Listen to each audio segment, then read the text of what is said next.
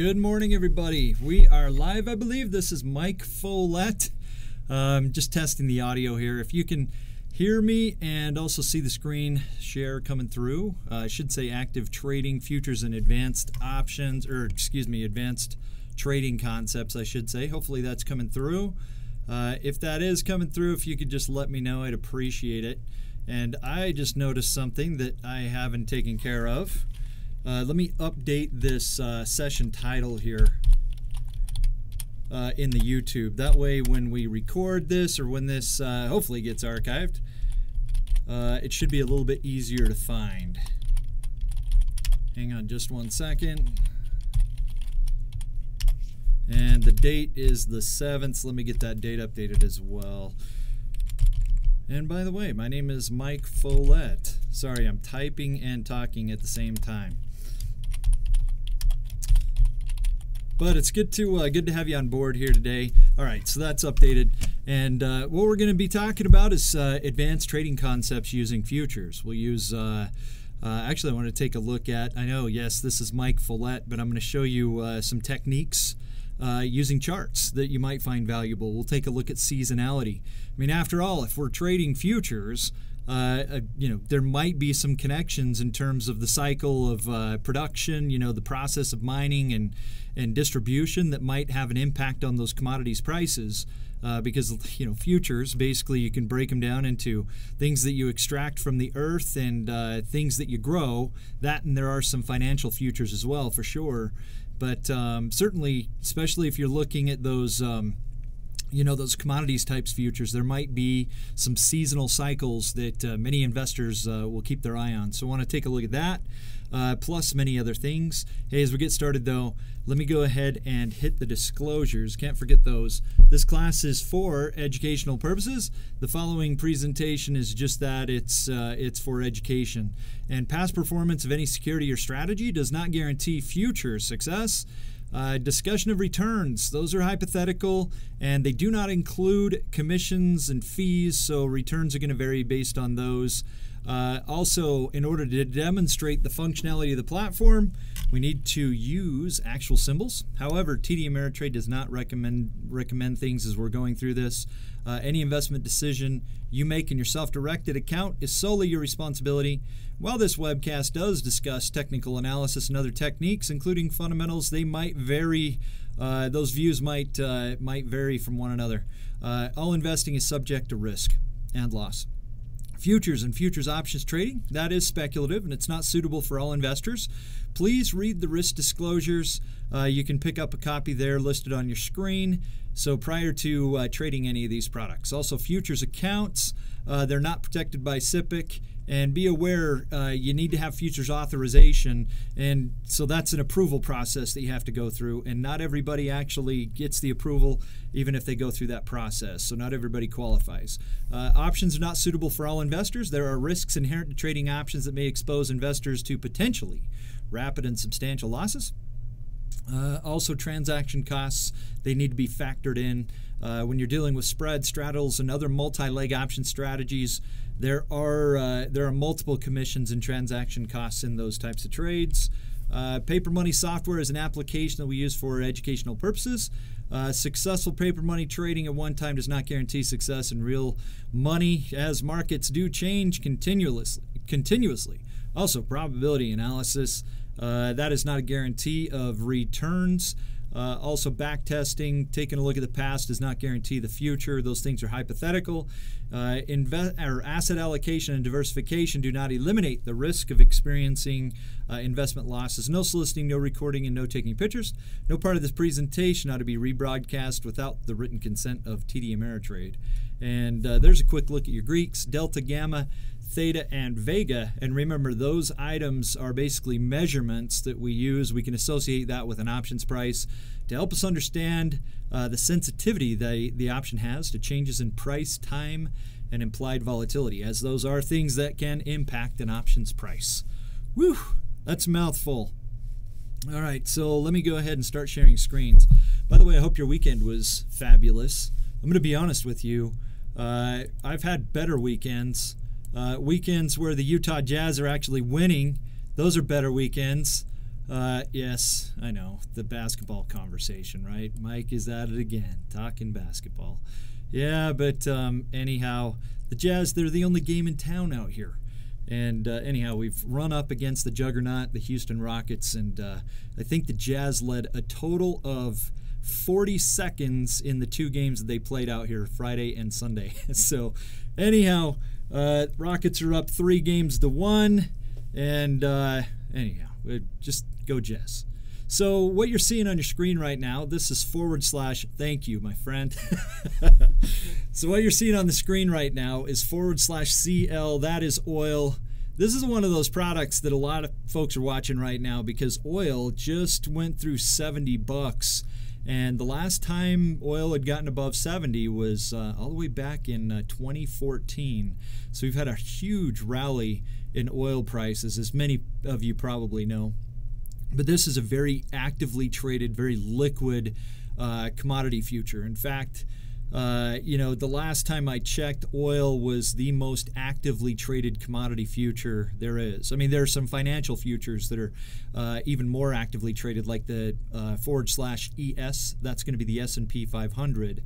But one thing that many futures investors do kind of have in common, right, of things that they look for in terms of trading futures, is the most actively traded products tend to be, the most liquid products tend to be the ones that are more favored. And the reason for that is it's just, it's a measure of liquidity. And also there's a lot of volatility, there's a lot of leverage in futures, and the more market participants there are, the easier it is when volatility starts moving, and it might be moving against you, that someone might be able to get out of a trade without, experiencing as much damage. But oil, gold, that's another one that folks on the commodities end will actively trade. And I do want to take a look at oil here and potentially look at a paper trade example. Again, all examples that we look at here are for illustrative purposes only, right? But with oil having this giant move higher, especially the contrarian investor, they might be thinking maybe, depending upon how else the portfolio is structured, possibly maybe putting on a type of trade that if oil does have a bit of a pullback here, maybe they can make money from that in a high probability way, maybe a short call spread or something like that. But, before, I want to go in and just start, throwing on bearish trades on oil futures, it might make sense to step back and take a look at how the actual position, if I do have a position in oil, which I do, is actually structured. And in fact, let me get rid of the beta weight for just 1 second. And that's the one thing, when you join a class like this, we talk a lot about analysis, we put on paper trade examples. But one thing that every investor has to do is think about, well, whatever position I put in my portfolio, how's that going to impact a current position that I might have, right? And is that a good fit for the entire portfolio? And that's where stepping back, if somebody already has a position, they can actually take a look at the Greeks on that position. Especially if you're an option trader, you can get the full Greeks in terms of delta, theta, vega. If someone is just trading the future contract by itself, they're just going to basically see a delta there. But I do have a position here in / CL, and looking at, again, the chart on oil, kind of the thought is, especially if an individual's got a contrarian mindset, they might be thinking, well, oil's had that big move higher, and maybe we're due for a little bit of a pullback here. So do I want to just put on bearish trades, or does it make sense to take a look at how the current positions are structured and see if maybe that's how the positions are currently designed to make money anyway? And that's where looking at these Greeks again can definitely help. And if you notice, my delta, so I'm just going to take a look at this summarized delta on this futures oil position / CL. It says negative 143.35. Now, whenever we're looking at negative delta like that, what that suggests is that this position is going to do better if the market drops. So if I were a contrarian and thinking, hey, oil might come down a little bit, well, I already have a position here that's going to make money if oil does drop, being negative 143. And in fact, just to kind of put a value on that, these Greeks, they're great tools, but you have to be aware they're just for one move at a time or one snapshot at a time. my delta says negative 149. That's basically for the next point move in oil. So the next point move in oil, 1 point, and this is bouncing around, I get that. I'm bearish, and I could make about $150 if oil comes down 1 point. Now that's just for the next point. After that, this position's going to change. That delta is going to change a bit, but right now this position is already kind of bearish, right? So a little bit bearish, so that's already kind of in the wheelhouse of what I was thinking about. Now, in addition to that, is bearishness the only way this position can make money? Well, it's got positive theta. The positive theta here is 39, and so that means that, in theory, on a daily basis, this position should make around $39-40 in time decay. But that changes as well. As you get closer to expiration, depending upon where your strike prices are relative to the price of the stock, that theta could change, and in fact it could likely get better for us. So it's bearish, and it's also positive decay. So those two things, time goes by, in theory that helps, and oil prices come down, in theory that helps as well. Also, in terms of volatility, or Vega's negative 37.28. That means this position would like to see volatility drop. And for every 1 point move down in volatility of crude, an implied volatility of crude, this could make about $36, or it could lose $36 if implied volatility goes higher. Now, one thing that could be spurring this movement higher in oil prices is kind of the uncertainty swirling around the Iran deal, the nuclear deal, and there's kind of some rhetoric being thrown around by Iran and also the United States and some of these more Western countries that is a little bit, I don't know, there's a bit of a conflict there, so maybe that's actually moving crude oil prices. And if someone were thinking that that's going to get worked out, they might be a believer that maybe crude could drop, because possibly some of this rise is in anticipation of maybe uncertainty with that agreement. So anyhow, just some things to think about with crude. But hey, we can talk about technical analysis or the fundamental analysis of crude from here until the oil rigs come home, right? Speaking of oil rigs, I want to say the rig count was up as well last week. So with that increasing rig count, that would suggest more supply potentially coming online. But let's, if you wanted to take maybe some of the fundamental side of it, maybe the micro analysis and also the technical analysis out of it, I mentioned that maybe taking a look at just seasonality, oil or any commodity, just taking a look at how it normally performs in any given time of the year could help an investor maybe develop their assumption a little bit better, right? And so if you've never seen this before, I want to show you how the seasonality works. It's actually a new chart kind of style that an investor would want to use here. And so the reason I use that word style is if you wanted to look at seasonality on these charts, go to the style button at the top of the page. So we've got a style button up here. Go ahead and click that. In that drop down, what we're looking for is a certain mode for the chart. So look for style and then chart mode is what we're going for. So under style and chart mode, the standard mode is the default that's clicked there. But what we're going to do is in that menu look for seasonality. So just on navigation again, this is how you get there. Style, chart mode, go to seasonality. That'll bring up the seasonality indicator. Now, what this is going to do is basically take a look at historically how oil normally moves during this time of the year, right? It uses, I believe, the last 5 years. It is the last 5 years. So some historical data here. And it takes a look at just in this time of year or in any time during the previous 5 years, what's oil normally doing during that season, right? And so that's what you're seeing in the red here. The red is basically what on average crude is doing this time of year. And you got to think, here we are, we're in May, so we're going back to May. This time of year, crude has a tendency to continue to work its way a little bit higher. But it's interesting because getting toward middle to end of June, over the last 5 years anyway, that's kind of been right around the peak for oil. And after that, it's kind of dropped down a bit. And there's kind of a thought here that as you go into the summer driving season, that oil prices are going to be going higher. And that could be true in any given year. But historically, at least over the last 5 years, and granted, there's been some oil disruption, that's happened, going back to 2014, that could be influencing the seasonality. But in reality, a lot of that summer driving, in the production, in the buying of refineries leading into the summer driving season takes place a little bit earlier in the year. So it's fairly common, at least over the last 5 years, that in the middle of May, going through the summer, the oil has a tendency to drop. And then getting into August has a tendency to stabilize.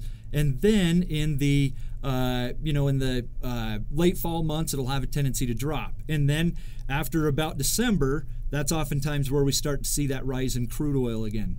But that's just a seasonality chart.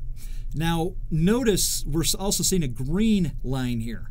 This green line is basically the current price of crude. So somebody could measure, the current price compared to the seasonal price, and if that would help them maybe formulate an assumption, possibly this could be another form of analysis maybe an investor could add to their wheelhouse.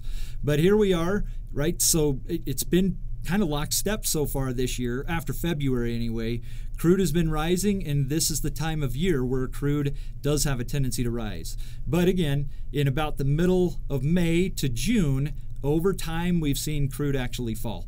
Now, one thing that an investor might want to use if they're using this chart is maybe rather than looking at this just on a price scale, and that's what I'm looking at right now, it's just the current price of crude compared to the average price of crude, basically, the seasonal average price. What an investor might do is actually switch this over to percentage. In fact, I do see most people that use the seasonality charts kind of using the percentages here. And just a quick way to view percentage here is to, over in, I don't know what you would call this icon, but in the upper right-hand corner, your price axis settings is what that is. Just go ahead and click that. And in the drop-down menu, look for Show Price as Percentage, okay? And what that'll have a tendency to do is measure this. So in other words, if there's a large difference between the current price and maybe the average price of the underlying commodity, maybe putting things in percentage will actually give you a better feel for the relative relationships. And this kind of does give us a better feel, because this shows us that the actual price of crude has been very strong, and that's compared to the average price of crude, right, is strong this time of year, but there's a large difference. This year, we're a lot stronger than we normally are. So some investors might actually look at this and say, well, we expect this to continue, right? Especially a trend investor, they might say, well, I think oil could continue to go higher just based on the overall strength in crude oil. But you gotta remember, there's supply and demand relationships that really affect the price of these commodities. And this is the time of year where a bunch of supply has a tendency to build up, right, moving into end of May, and then we have a tendency to see those prices actually start to diminish. So anyhow, seasonality on crude oil, you might decide to use this on other commodities. For example, like /GC, gold. Gold, how does that normally perform around this time of year? Well, on average, gold has a tendency to actually go sideways and then work its way lower toward the end of the month here. Okay, now again, this is not, gold from the beginning of time. This is basically average prices over the last 5 years, but that's kind of the cyclical nature that we're looking at of gold right now. And so someone might decide to look at gold and think, sideways to down based on historical moves, or at least based on the seasonality of the product, and that might be able to help them formulate a trade decision. And so let's just say, I already have that position in crude oil, and so that position's already bearish. And, with the extended value of crude, I think that that's reasonable based on, not making a recommendation here, but just kind of based on these current Greeks. I think it's reasonable to just leave those alone. So let's move on here, maybe talk about gold for just 1 second. I'm going to jump over to the trade screen. And again, this is just kind of based on that seasonal price, not a whole lot of micro or macro analysis going into it, just seasonality. You know, one of the ways that an investor could participate, though, if they thought gold were going to go sideways for the next month or so, is they could probe their way into the option market and consider maybe doing a range-bound option trade on gold, right? Or any of these futures that actually have, you know, the liquid options that are trading with them. Now, if you notice here, when we're looking at gold, we've got these different expirations in the option market.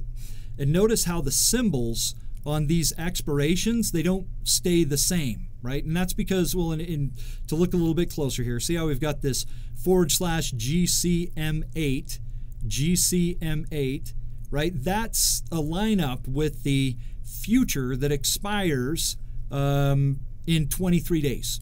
See that? This is the current active contract. And this might, if you're new to futures, just understanding this might be enough for you to pull your hair out. But the futures are the underlying, kind of like a stock would be to stock options. Now, these futures also have their own expirations assigned with them. And so if we look at an option route that lines up with the futures route, if you look at those first 3 letters there, you know that those options are actually going to be, you know, kind of the underlying for that given future. Does that make sense? I don't think I'm explaining that very well. But the GCM8, those expire in 17 days, right? Those options are going to be, you know, have the underlying of the GCM8 future here that expires in 23 days. So I know that that can be kind of confusing, right? But we're dealing with options that expire that actually cover futures that also have expirations. So if someone wanted to remain parallel, right, know that they're trading futures that cover the active contract, they might decide to, if they're selecting where they want to trade their options, they might decide to make sure, if they're going to trade June, make sure they're referencing the GCM8 underlying future. Because as you look out, right, into these other futures, if you notice, there's these futures are moving up to higher prices, right? So, and that's pretty normal when you're talking about futures prices here, right? But if you notice, going out to the GCN8, that contract expiring in 52 days, we've got 13.16 for the price of that contract. So it might make sense, if someone's going to trade that particular contract, they use options that also have that same route. You picking up what I'm putting down? All right, but you know, as I look at this, there's not GCN8. It looks like, yeah, there's not going to be any option here that's going to be covering those. So basically, it'll be GCQ8 if someone wanted to trade futures out there in July. All right, but I just wanted you to be aware of some of these relationships. You've got an underlying future that has an expiration, and those prices are going to be a little bit different. You know, if you wanted to line up the correct futures options, certainly you might want to make sure the root symbol on the future option matches the symbol of your underlying. Okay, so if we wanted to trade an iron condor, for example, on gold, and we were going to do these 17-day contracts, just be aware it's this current active contract that we're really referencing right here, but that expires in 23 days. Now, these options will expire before then, so you know, that kind of takes care of it. So I'm going to open up these futures, though, or these futures options, I should say, and start breaking down some of these prices. One way, if somebody wanted to trade, you know, kind of a neutral position on gold, and they were expecting gold to maybe go sideways, one way to do that is by using something like an iron condor. So let's just take a look at an iron condor here. And the way I'm going to evaluate this iron condor is by using a little bit of probability analysis. And in that probability analysis, what will help us is taking a look at delta. Also, one of the indicators that some people will use for probability analysis is probability in the money. But delta and probability in the money, they're very similar. So many of us, you know, myself included, just out of habit, I like to keep delta on the screen. But be aware, probability in the money can also be used here. Many people actually like that as much or more than they like delta. But we'll use delta at this point, and we can see that we've got 18 deltas here. We've got this 1290 call. And that 18 delta means that in theory, and it just changed to 19 of course, that in theory that option only has about an 18% chance of having value on expiration. So in 17 days, about an 18% chance that that's going to have value on expiration. So that means the probability of that option expiring is going to be kind of the reciprocal number, the complement number to that. So take 100, subtract 18. Basically, this has an 82% chance of, in theory, expiring worthless. So if someone were considering an iron condor, that's one place to start if they wanted high probability, right? High probability of that option expiring worthless. So we'll tell you what, let's go ahead and right-click on the 1290 puts here. And in the menu that shows up, I'm going to go with sell. And in that second menu that appears, we'll choose iron condor. So we'll sell iron condor. Now, if you've never seen an iron condor before, this can be a little bit intimidating. But all I did was just by clicking sell iron condor, I just had the software basically create all the spots here, all the placeholders to create an iron condor spread. But we're going to update some data here. So on the put side of the market, we want to sell those 1290s. And if we're going to make this a $5 wide spread, a 5-point wide spread, then we'd want to make sure we're buying the 1285 puts. So sell the 1290s, buy the 1285s. That'll be a $5 wide put spread. On the other side of the market, let's take a look at the calls. And on these calls, let's see, we got, if we wanted to get high probability on the calls as well, might make sense to look for deltas in a pretty similar ballpark, right? So in other words, 18 is what we did on the puts. Let's just do 18 deltas on those calls. Now you have to be careful because when somebody is trading on both sides of the market like this, sometimes individuals will look at this and think, well, I'll have an 80% chance basically of the entire iron condor expiring worthless. But it's not that way. If we're trading both sides, if you can visualize this, we're kind of looking for the market to stay inside of a range now. If we go up too far, that's a loser. If we go down too far, that's a loser. So we have to take those losing odds on both sides in this iron because we need it to stay, we need the underlying to stay in between these strikes. So you don't get an 80% chance if you trade both sides. You have to subtract basically the 18 deltas from both sides. So in other words, this will have more like a 60 to 65% chance if we sell these calls at the 1340s. And let's just go ahead and update our short strike on those calls. We'll go 1340 here in the menu. And then on the long strike price calls, let's go up to 1345. And we'll make that a $5 wide spread as well. So here we've got this iron condor now. And essentially we're doing a bearish and a bullish vertical out of the money. Calls are above the market, the puts are below the market, getting a credit from both sides of the market here and expecting gold to stay within a range. Now, that can be hard to visualize sometimes. So one of the things that traders will do is actually analyze this. Take this over to the Analyze page. And the way to do that is right-click on the order that we've just created, and then in the menu, choose Analyze Trade. And this can be very useful as well. Let me use this risk profile here. For somebody, if they're just trying to figure out, have you noticed when you're dealing with futures that sometimes it's surprising, how much you could make or lose with seemingly kind of an ordinary contract size, especially if you're used to just trading options on stocks. Futures have different magnitudes of leverage, right? Now, gold is actually kind of a straightforward leverage amount. But just let me help remind you that if you wanted to make sure you know how much risk and how much reward you're talking about when you're looking at these futures options, bring it over to the Analyze page and just start evaluating max gain, max loss. So over on the Analyze page, here in this middle space, right, if the market stays in between the upper strike, which is 1340, just going to point to that, and the lower strike, which is 1290, basically anywhere in that range, this makes about 130 bucks by the time expiration rolls around. Okay, all options that expire worthless in that range, so it makes about 130 bucks. Notice that's the credit. So 130, the credit, times 100 equals 130. No, these have a multiplier of 100, these futures options. So that's very similar to what you're seeing on a stock when you're dealing with gold futures. And so if we're evaluating the risk is going to be the difference between the strikes on one side or the other, basically the widest side. And since these are both $5 wide spreads, there's $500 worth of risk on each side. Just put your pointer either above or below, and then subtract the 130 credit from that. So that'll take us down to 370 times 100, so 370 bucks.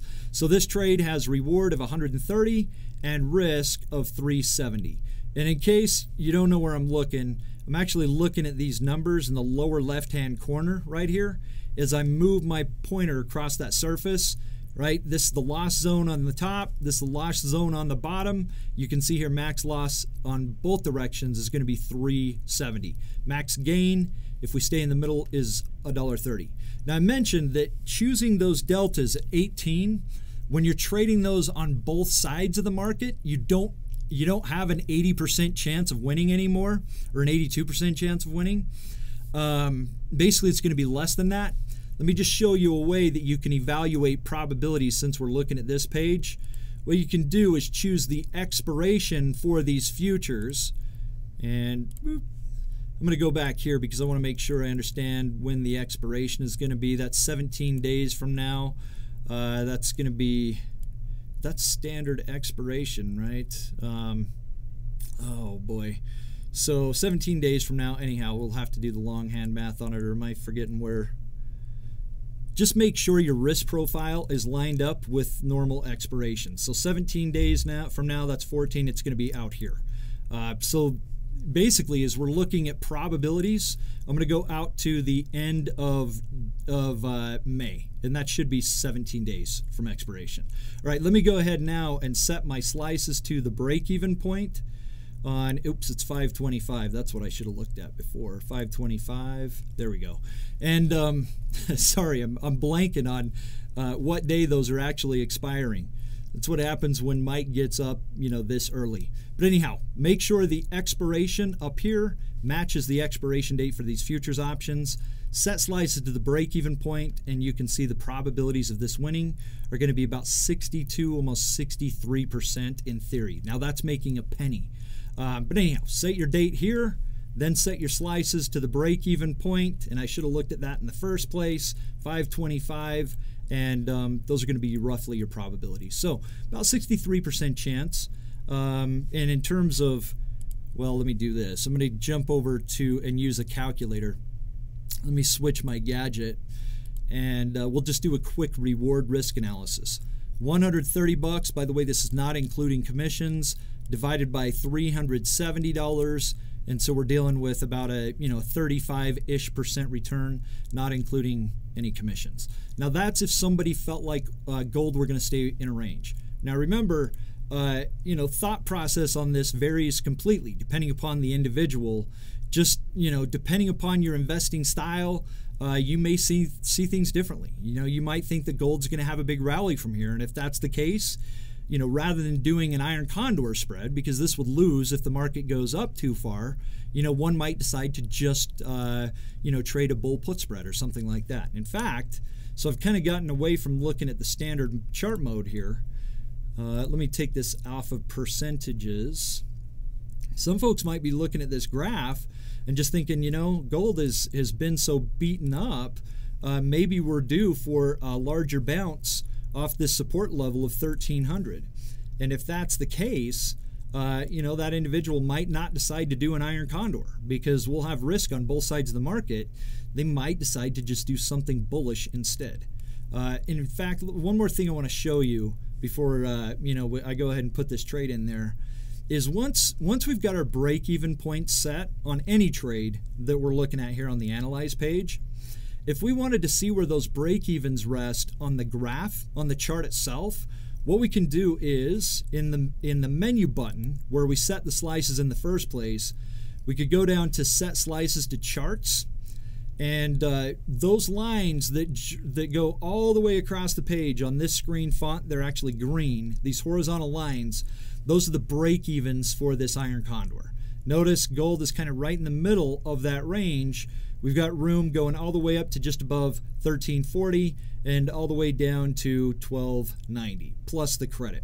Or minus the credit below 1290 and plus the credit above 1340. So that's just another way to evaluate the range. Okay, let me go back though and talk for just 1 second about position sizing.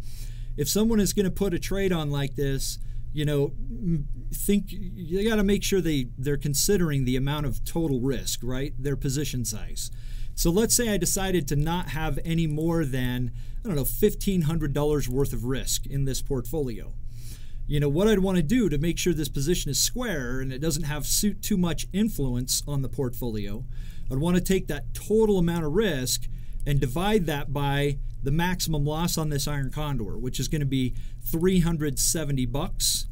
Boom, and that would tell us how many iron condors to trade here. So I'll tell you what, I'll do 4 iron condors, and essentially if this thing completely blew up, it's going to be have about $1,480 worth of risk, but that's on both sides. Okay, if we go up too far or down too far, this could have that amount of risk on both sides of the market. Okay, but let me go ahead now that we've got that position sized.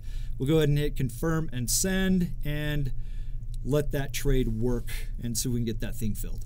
Okay, so we just put a position in there on gold futures.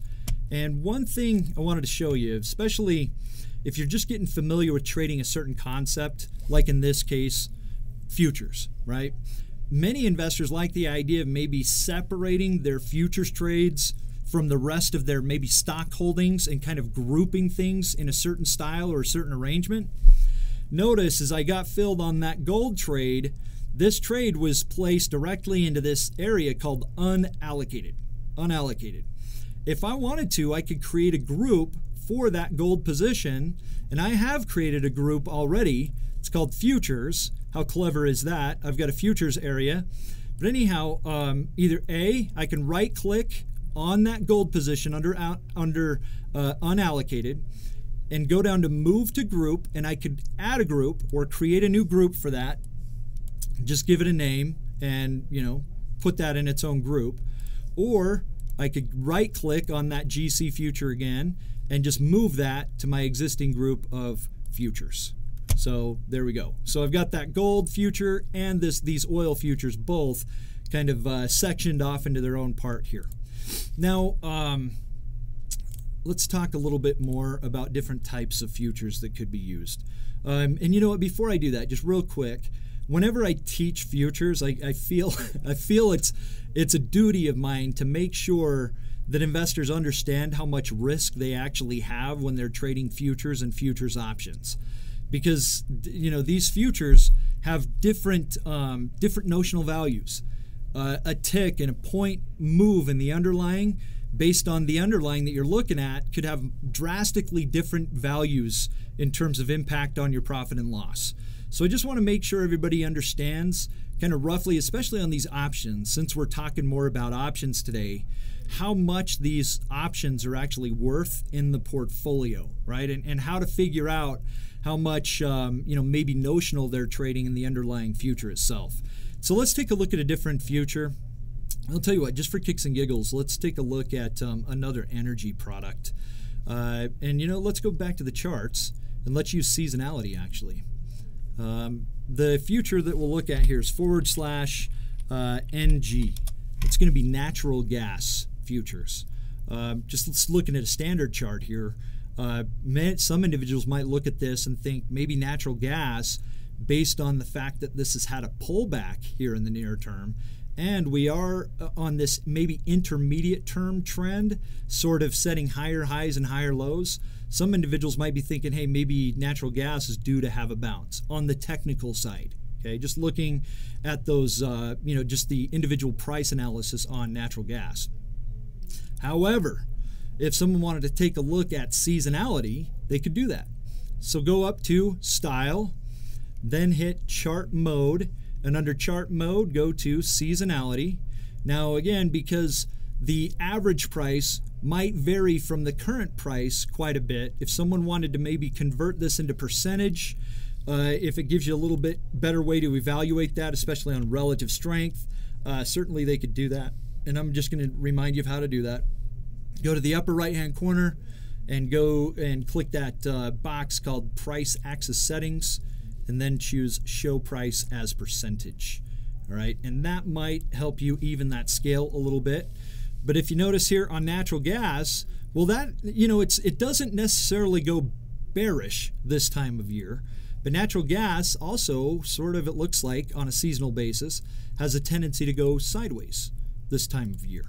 Right? If you notice on that chart, seasonally, for the next couple of months, natural gas has a tendency to work its way sideways. Now, this isn't factoring in, you know, macro or supply and demand analysis on this year, right? This is just taking a look at the average price over basically the last 5. But we've got the current price kind of bouncing, potentially moving up, and on average this time of year we tend to go, you know, more sideways. So if someone wanted to use options on this, they could. And as we take a look at options, I want to discuss, you know, again, figuring out valuation here, because when somebody is looking at natural gas, this product is trading at $2.75. But what does that really mean? I mean, how much natural gas is actually, you know, in there, right? If someone traded the futures or if someone traded the futures options. Here's a shortcut to understanding a couple of things.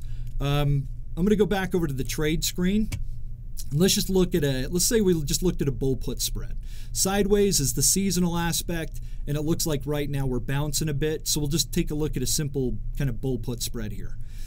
When we're looking at these future options, remember, we've got different expirations for the underlying future. If I wanted to do something, for example, 18 days to expiration, want to make sure that I just understand we're trading the NGM8. That's the underlying future.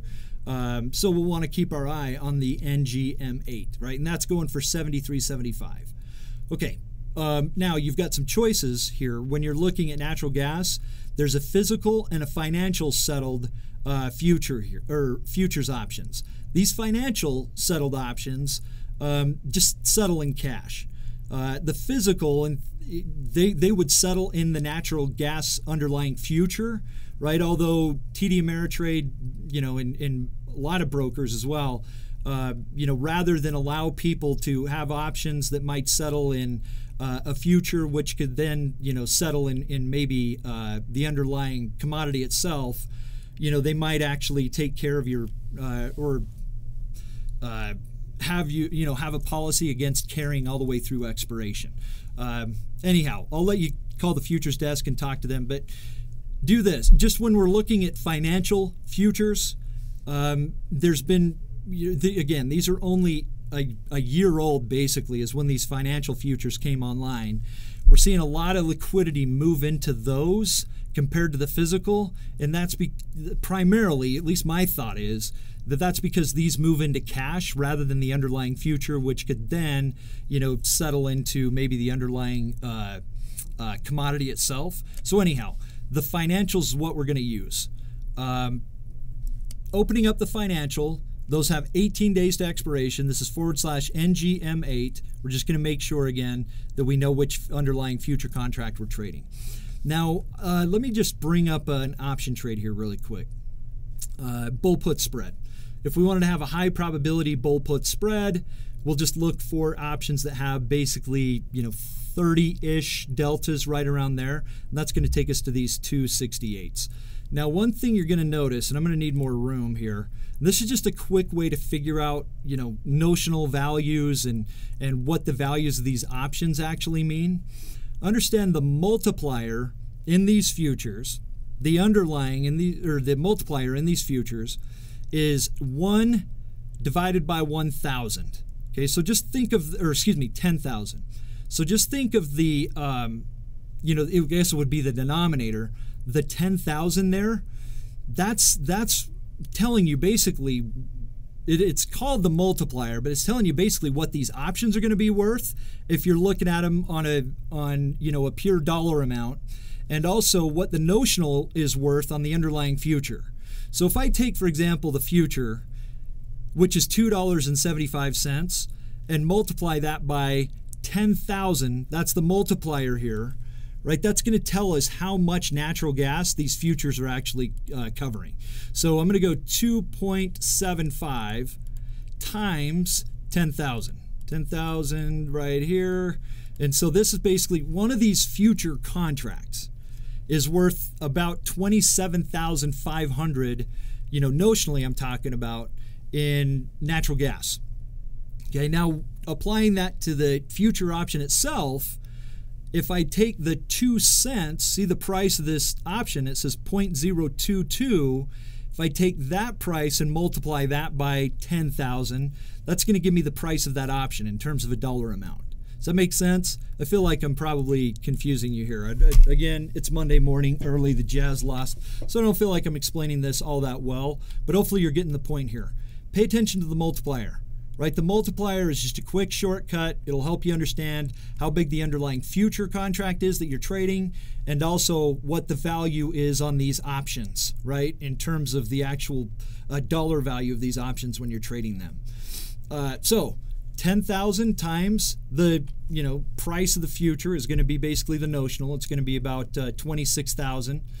And when you're dealing with these future options, 2 cents, 2.2 cents basically, times 10,000, that's going to be the value of those options. So just to do that math, 0.022 times 10,000, boom. That's going to be $220 is what that actually means. But do you notice how that varies, or that's different from those gold contracts? If you were looking at, for example, CL/CL, that's going to be different as well, right? Notice on the CL, if I queued up an option trade, boom, but the multiplier on that one is going to be 1,000.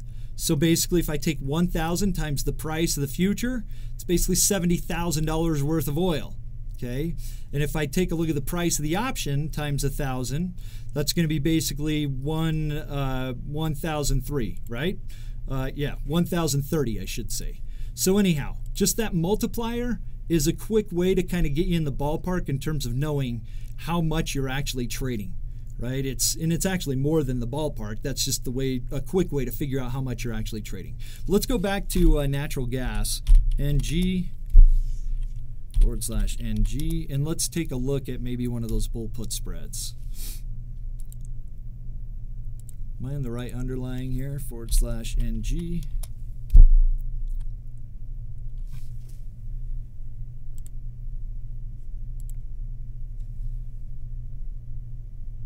What's going on here? Did that just change on me?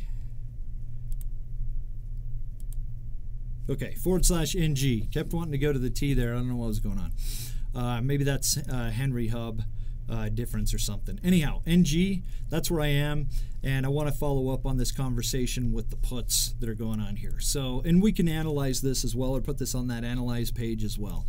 So back to these financial futures. If someone wanted to do, maybe a defined risk, high probability bull put spread, using those deltas again, let's go down here to this 0.28, and that's going to be the what strike price am I going to sell here? That's going to be the 2.68 strike price if I wanted to have, in theory, better than a 70% chance of winning. Let me right click on this option, this 2.68, and I'll choose sell in the menu, and we'll go to vertical spread. So now we're back to that multiplier of 10,000. And so if someone were looking at this, they might wonder, well, how much is this credit actually worth now? What does that actually mean? Well, take the credit times 10,000, or another shortcut here would be to hit confirm and send.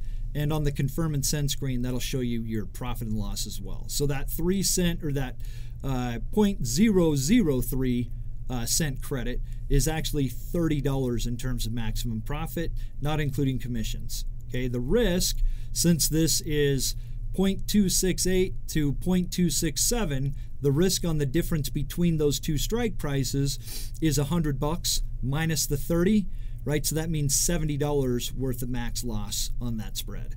Now, if somebody wanted to maybe widen this out a little bit, especially if they were willing to risk a little bit more money per contract. For example, if I widen out this spread and if I went to the 2.65 and bought that one, right, this is going to change the amount of risk I have in this spread. So now I'm bringing in $90 and I'd have risk of 210, which is basically 0.009 times 10,000, and then the difference between those two strikes times 10,000. So basically whatever that is, 3 cents times 10,000.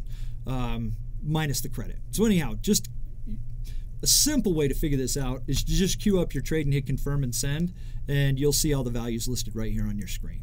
Now, if someone were going to put this in and they wanted to maybe evaluate, let me go ahead and hit the analyze page on this. If you wanted to evaluate the odds and the break-even point, that's what the analyze page is really good at doing.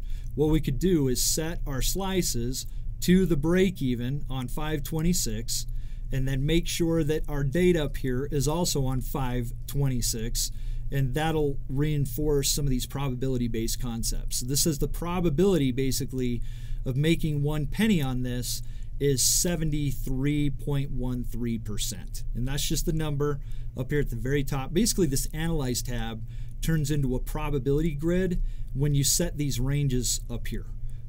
Now, another thing that somebody might do, just to follow up on some of these concepts that we talked about before, is set those slices perhaps to the charts. And let me send this back to the regular mode here, to the standard mode.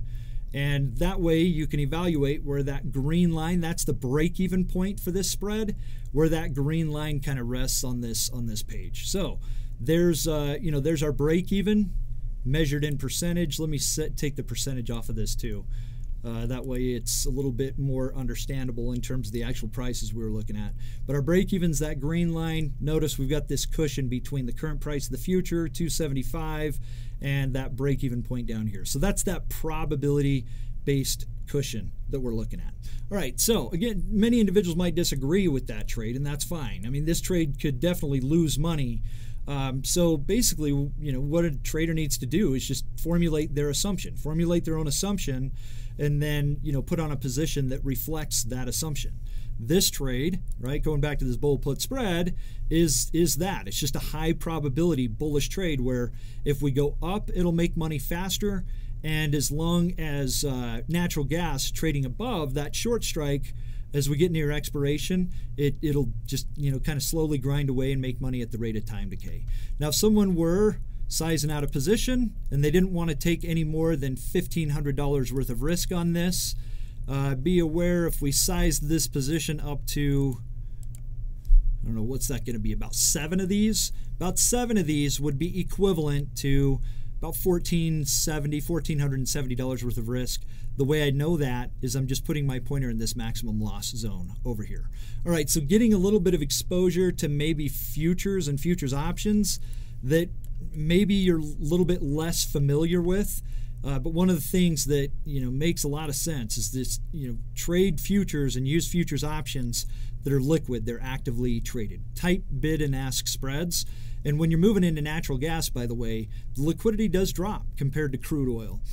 So just be aware. You got to make sure you evaluate those things and make sure you're comfortable with with the way these things work and with the amount of liquidity that's there. But I'm going to go ahead and right-click on this, and I'll hit confirm and send. And there's another breakdown of the numbers here. So this is max gain of $630 against a max loss of $1470, and we'll send that off. Now, just a couple things. How are we doing on time? We've got a little bit of time. So one of the things that I wanted to remind you of are just some of the economic items that are coming up this week. This could be an important week to watch, especially if somebody has an understanding of inflation and interest rates. And by the way, this is where using futures can also help. Sorry, I just need to make sure I'm looking at the right screen here. The bond market, there's a lot of discussion right now based on price of bonds and based on interest rates. Bonds do have futures that trade them. So if somebody wanted to, especially this week, since we might have some volatility in bonds, I'm not going to have time to put on a demonstrated trade here or on an illustrative trade, but we do have PPI and CPI data coming out this week, kind of inflationary data potentially, which could send bond prices moving around. And so if someone wanted to trade futures on bond prices, they actually could. And just to help you understand, what these look like, /ZB, that's going to be the 30-year bond future. /ZN, that's going to be the 10-year Treasury note future. And also ZT, that's going to be the 2-year note future. And by the way, I know I'm just sharing these with you, but if someone forgot those, or if they wanted to look those up on their own and see what other financial kind of futures are out there, the way you can do that is go to your symbol lookup here. So basically anywhere you can type a ticker symbol, hit the drop down, and in the table here look for futures. And under futures, this is where you can scroll through and see what products are available. And notice we've got the 5-year, we've got the 10-year, we've got the 30-year futures, and also I'm looking at ZT, which is actually the 2-year futures. So anyhow, someone were interested in maybe trading bonds, but they don't know how to, or they're not interested in actually trading bonds in their portfolio, maybe buying a 30-year treasury in their own portfolio. One of the leveraged ways to do that is going to be with bond futures. And again, so look those over. I don't have time to go into deep detail, although last time I subbed for John, which was a couple of weeks ago, probably 3 weeks ago, we actually did look at a trade on the 10-year Treasury note futures. So one could go back and take a look at that session if they wanted to see a trade example. But again, might be some volatility in bonds this week with the CPI and the PPI coming up this week. And those are things that could drive kind of concerns or maybe even alleviate concerns about inflation, and that could potentially have the bond market moving. And if you notice, a lot of these bonds are actually starting to build potentially a little bit of a base here. Of course, some folks might look at these and say, yeah, well, those are just bear flags kind of setting up where maybe we have another move down. But, if someone wanted to trade it, there are options that trade on these products as well. Anyhow, just some things to consider, especially in light of some of the economic data this week. All right.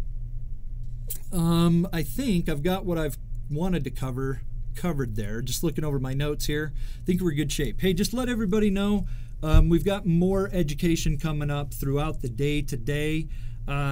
Today, the splash will focus on ETFs. Technically speaking, is going to be focusing more on, well, of course, technical analysis. And the topic there will be reversal and bounce patterns. So for those of you who are working on your timing, maybe using technical analysis, check that out. And moving on a little bit later in the day, we'll have some active trading concepts covered. This is going to be at 3 p.m. Eastern Time, active trading with Scott Thompson. That'll be covered calls and cash secured puts. Anyhow, we got a lot of good stuff coming up throughout the day. Hope to see you in some of these other classes. And anyhow, trade well, everybody. Hopefully that gives you some better understanding about the way futures and futures options work. And also, hopefully it gives you a better understanding of how to use seasonality maybe in the analysis as well. So let me just show these slides here. Just a quick reminder, what we've talked about today is not a recommendation, just for illustrative purposes. Remember the risk when you're trading futures. Make sure you get the approval as well and go through the risk disclosures. Thanks, everybody. You have a terrific day, and we'll see you next time. Oh, by the way, just real quick, if you're in the Chicago area, Pat Maloney and I, we will have a workshop this week. It's on advanced option strategies with particularly a focus on implied volatility. That's going to be at the Marriott there, or the Renaissance, which is a Marriott, on the North Shore. So hopefully we'll see you there. That'll be this weekend, Friday and Saturday this week. So maybe we'll see you in Chicago. Everybody, have a great day and trade well. Bye now.